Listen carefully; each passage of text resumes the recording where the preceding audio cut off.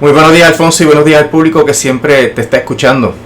Hoy variamos un poco los temas, no vamos a discutir cosas de Puerto Rico, vamos a discutir, por el contrario, vámonos al Tribunal Internacional de Justicia, con un fallo que emitieron este fin de semana sobre el caso que presentó Sudáfrica sobre la situación de Israel y Gaza, del genocidio ellos aleguen que se está cometiendo allí. ¿Cuál fue el fallo? ¿Se cumplió con las expectativas? ¿Esto es algo final y firme o todavía el tribunal puede seguir interviniendo? Sí, mira, es bueno aclarar todos esos detalles porque hay gente que se quedó con unas expectativas no satisfechas por el fallo, pero es que hay que entender el proceso que se lleva a cabo y cuáles son las próximas etapas. A mi juicio sí, se cumplieron con las expectativas más importantes del proceso, pero quería ir un poquito más atrás, Alfonso, porque nosotros fuimos aquí de los primeros que empezamos a señalar la inminencia de que hubiese allí en Gaza un genocidio, y eso fue aparente desde los primeros días de la ofensiva de Gaza, y hoy en día no hay quien niegue que lo que está ocurriendo en Gaza es un crimen atroz, porque la última terrible noticia sobre esta situación es que los principales países del bloque de los Estados Unidos han negado el financiamiento a la Agencia de las Naciones Unidas que trabaja con el asunto de los refugiados palestinos. Y tú sabes que hay un problema de hambruna terrible en Gaza, y que quitarle esta ayuda es básicamente condenarlos a la inanición, a la muerte por hambre, ¿no? Y eso viene apenas unas horas después de este fallo del viernes de la Corte Internacional de Justicia. Hay que tener en cuenta que estas organizaciones internacionales no son como los tribunales de un estado, de un país, donde tienen unas fuerzas específicas para poner en vigor sus fallos. Tienen los alguaciles, pueden pedir ayuda al Estado, a la Guardia Nacional, etc. Son organizaciones que en gran medida dependen de la buena voluntad de los países que firman estos tratados y del apoyo que puedan dar a los fallos que se emiten. En el caso de esta denuncia de Sudáfrica, hay que señalar, Alfonso, que es particular no solamente por la magnitud de los hechos que se están viviendo, sino porque Israel, contrario a otras ocasiones donde ha ignorado los procesos judiciales internacionales en su contra, Israel compareció y se defendió.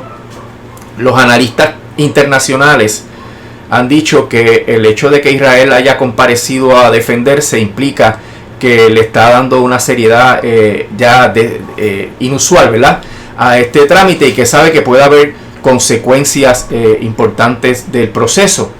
No hay un ejército que pueda intervenir, y para esto podría haber una coalición de países que pongan unas fuerzas y unos recursos para tratar de intervenir con el genocidio, pero no es tan fácil y tan automático, y particularmente con lo dividido que está el mundo en cuanto a este tema, pues es improbable. Sin embargo, el hecho de que la Corte Internacional de Justicia haya dictado una orden en la cual se basa en que hay causa probable, ¿verdad?, que es plausible que se esté cometiendo un genocidio, y la gente dice, pero no reconoció el genocidio. No, lo que pasa es que la etapa en que estamos era una etapa como los procedimientos criminales de causa probable, como los interdictos preliminares de los casos civiles, donde se busca una orden de interdicto. Pues primero hay una orden de entredicho provisional que se dicta sin vista, hay otra que es de interdicto preliminar que requiere un mini juicio, y ahí el tribunal puede tomar medidas temporeras, y eso es lo que ha pasado aquí. La Corte Internacional de Justicia ha tomado una serie de medidas temporeras en lo que adjudica en sus méritos el reclamo de Sudáfrica, así que esto no ha terminado. Y las medidas, cuando tú las miras, a pesar de que están fundamentadas únicamente en que es plausible que esté ocurriendo un genocidio, pues cuando tú miras, implícitamente está reconocido el genocidio, porque la Corte votó, eran 17 miembros con derecho a voto, y se dividió generalmente 15-2 y 16-1.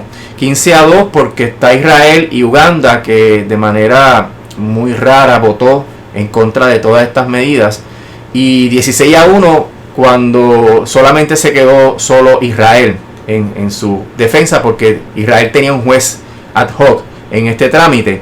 Pero fíjate lo que dijo la Corte el viernes: el Estado de Israel debe tomar todas las medidas para prevenir la comisión de un genocidio. Una de las críticas que se ha hecho a este fallo es que, mira, no llegó a prohibir el genocidio emitiendo una orden para el cese de las hostilidades, para el cese de la agresión israelita sobre Gaza, pero el tomar todas las medidas para prevenir la comisión de genocidio tiene el mismo efecto, ¿verdad? Hay una de las medidas básicas es no tirar más bombas allí. Así que en ese aspecto, esa determinación satisface la necesidad de un cese al fuego inmediato. La segunda determinación es que el Estado de Israel debe asegurar que los militares no cometan los actos de genocidio. Y eso pues es consono con lo que te he dicho anteriormente. Eso implica un cese de las hostilidades. Israel debe tomar todas las medidas para castigar todas los llamados públicos a cometer genocidio. Y tú sabes que una de las características que tiene este proceso terrible de genocidio es que ha sido en vivo y a todo color, porque prácticamente todo el mundo hoy en día tiene un teléfono celular, y además de los periodistas, que hay muchos que están allí arriesgando sus vidas, pues los ciudadanos y ciudadanas de Gaza han transmitido en vivo todas estas atrocidades.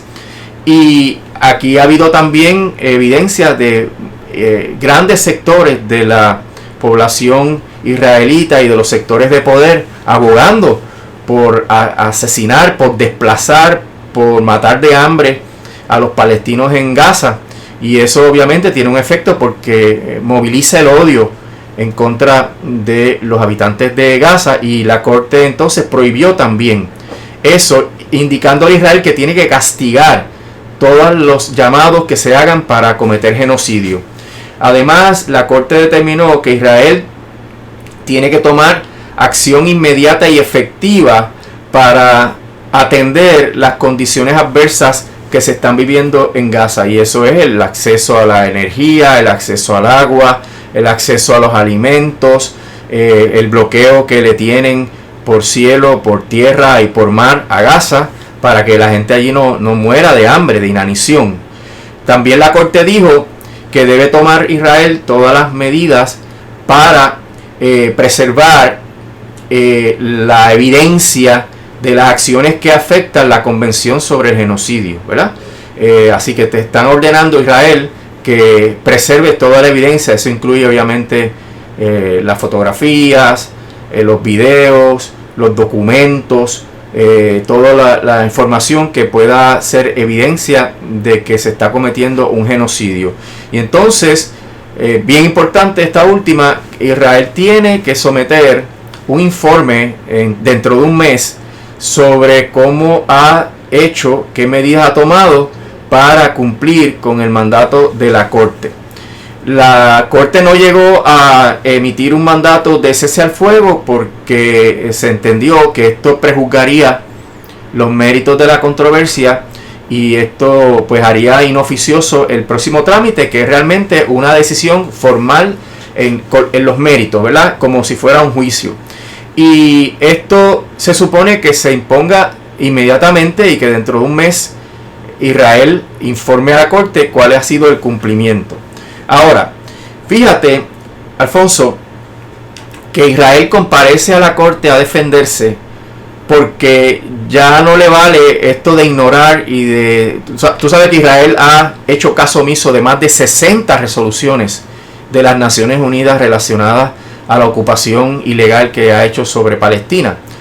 Y el que haya comparecido, a mi juicio, implica que tienen miedo de que la opinión pública que se ha manifestado en oposición al genocidio, la indignación global que se ha generado, lleve a que los gobiernos que han apoyado a Israel eventualmente tengan que retirarle el apoyo y empezar a implantar medidas de aislamiento, medidas de bloqueo, como las que se implantaron sobre Sudáfrica para acabar con el apartheid.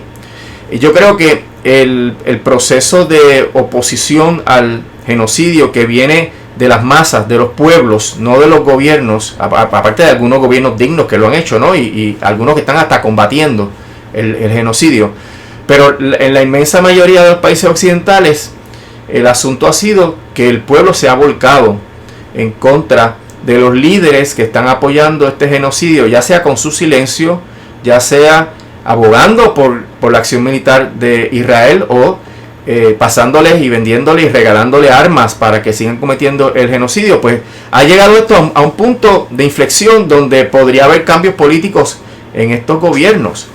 Fíjate, Alfonso, que si traemos eso a Estados Unidos, la presión pública sobre Biden y sobre esta administración es enorme, y ya Trump está montándose en la ola de esa indignación y está denunciando las acciones militares de los Estados Unidos, el derramamiento de sangre de los soldados norteamericanos, gastar dinero de más en estas aventuras militaristas de Estados Unidos. Y nosotros hemos criticado duramente y abiertamente a Trump, pero es una persona que en este momento tiene una postura racional sobre este asunto, en términos de que Estados Unidos no debe estar con estas aventuras en el orden global. Y también, Alfonso, esta orden de la Corte Internacional de Justicia va a demostrar si todavía hay esperanza de que se pueda restituir un orden internacional basado en las convenciones y los tratados internacionales y no en los intereses de Estados Unidos, que son seguidos obviamente por una claque de otros países de Europa, y que es el orden que ellos quieren imponer es lo que sea conveniente para Estados Unidos, ni siquiera conveniente para los europeos y los otros seguidores que tiene Estados Unidos, sino lo que le convenga a Estados Unidos. Si este proceso de la Corte Internacional de Justicia no prospera, pues vamos a seguir viendo ese deterioro donde no va a haber ningún dictamen de un organismo internacional que sea respetado en el planeta. Y ahí es que voy al tema de que entonces, si los gobiernos son incapaces porque tienen sus intereses comprometidos o porque están siendo presionados y hasta obligados por las agencias de inteligencia de Israel, por todo este asunto de tenerlos comprometidos por diferentes acciones personales de esos líderes, pues esto pues va a llegar a que colapse todo el orden internacional, y los pueblos son los que pueden evitar ese colapso mediante la participación pública en las protestas y mediante obviamente las elecciones, que en cada de esos países yo estoy seguro que esta conducta genocida de estos países de Europa y de Estados Unidos va a tener consecuencias electorales. Este no es el mismo tribunal que Estados Unidos también se violentó cuando el caso de que estaban minando los puertos nicaragüenses. Me parece que fue la Corte Penal Internacional. Hay varios tribunales internacionales, ¿verdad? Está la Corte Penal Internacional que Estados Unidos no reconoce, y la Corte Internacional de Justicia, y hay otros tribunales específicos de otros tratados, pero Estados Unidos no respeta estas órdenes. No, en el Tribunal Internacional de Justicia está en La Haya, ¿no? Sí, sí. Okay, pues, entonces es el mismo de allá de los puertos, así que yo no quisieron reconocer la sentencia. Sí, no la reconocieron, pero en el caso, por ejemplo, de la Corte Penal Internacional, no reconoce la jurisdicción de la Corte Penal Internacional, no son signatarios del acuerdo internacional. Así que me parece, Alfonso, que la decisión es una decisión suficiente para las circunstancias. Tiene que seguirse un proceso para una determinación final, pero en la etapa de la ejecución no se lo vamos a poder dejar a los estados que han sido cómplices del genocidio. Va a tener que ser los pueblos que viven en esos estados que presionen para un cambio político. Y en el caso de Estados Unidos, como mencionaba, de manera curiosa, probablemente terrible, esto va a implicar una erosión de la base política de Biden que pueda darle a Trump un triunfo más fácil, ¿verdad? En las elecciones de este año. Así que fíjate todo lo que esto ocasiona y todo lo que podría pasarle a Estados Unidos ante este problema de su complicidad con el genocidio en Gaza. Y Estados Unidos también tiene el problema que tienen en la frontera sur.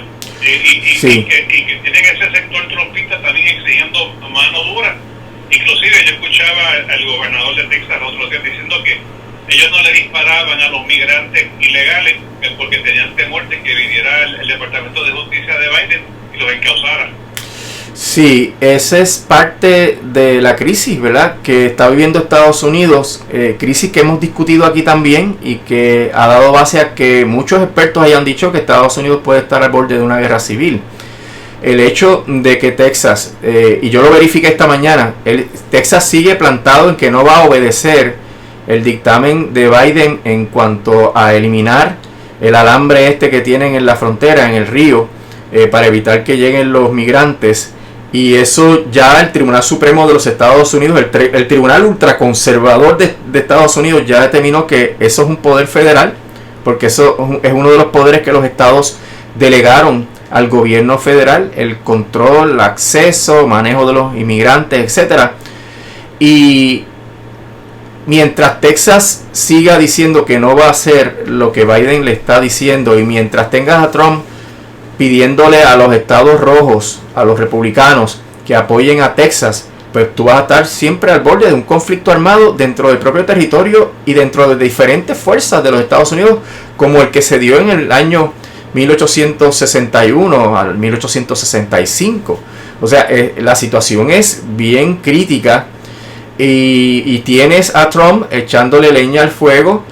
Sin duda, en Estados Unidos el problema de la inmigración es uno de los problemas que la gente le da más peso por todos estos miedos y por racismo y por todas estas circunstancias que está viviendo ese pueblo, y puede ser determinante también para las elecciones.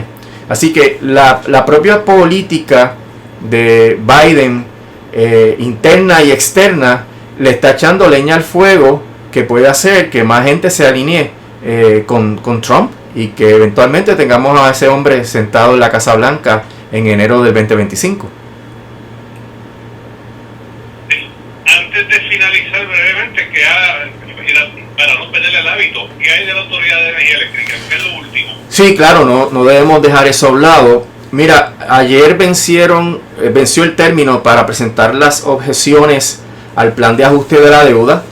Ahí se presentaron cientos de objeciones por parte de individuos y por pequeños negocios, pero también presentaron objeciones tanto los bonistas como otros sectores como la UTIER, el sistema de retiro, el Instituto de Competitividad y Sostenibilidad, un conglomerado de organizaciones comunitarias y ambientales. Y ahora la jueza pues tiene en su escritorio todas esas objeciones que tiene que manejar, tiene que discutir durante el proceso del juicio que empieza el 4 de marzo, y también tiene que adjudicarlas, o sea que tiene que hilar fino y ver cómo cada una de esas objeciones pesa en todo este proceso. Con las objeciones, pues la Junta tiene que contestar esas objeciones, tiene que oponerse obviamente a las objeciones, y ahí es probable, Alfonso, que haga más modificaciones al plan de ajuste de la deuda, porque a la luz de las objeciones tendría que hacer precisiones, añadir cláusulas, eliminar otras que puedan, no creo que vayan a traer una nueva versión con cambios significativos, pero como la Junta está obstinada en este proceder, pues, pero podría admitir cambios que le den paso a una consideración a la jueza que permita la confirmación. Así que va a ser un proceso, me parece a mí, bien interesante ver qué piensa la Junta de las objeciones y qué cambios hace para cumplir con los requisitos de confirmación. Licenciado, muchísimas gracias. Que tenga un bonito día. Como Alfonso, que estés bien, que pase buen día. Escúcheme la licenciada Rolando.